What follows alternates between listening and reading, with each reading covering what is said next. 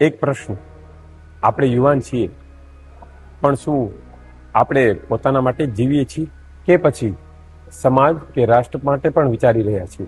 આજનો યુવાન ડિગ્રી તો મેળવી લે છે, પણ શું વિચાર મેળવ્યો છે? કેરિયર તો બનાવે છે, પણ શું કેરેક્ટર બનાવે છે? સમાજને ફોલોવર્સ નહીં, સમાજને જોઈએ છે લીડર્સ. અને લીડર બનવા માટે માત્ર સપના નહીં, પણ જોશે વિચાર અને હિંમત. અને આ જ વિચારને લઈને મોરબીમાં આવી રહ્યું છે યંગ ઇન્ડિયા ગ્રુપ અને સમન્વય પ્રતિષ્ઠાનના સંયુક્ત ઉપક્રમે સૌરાષ્ટ્ર યંગ થિંકર્સ મીટ.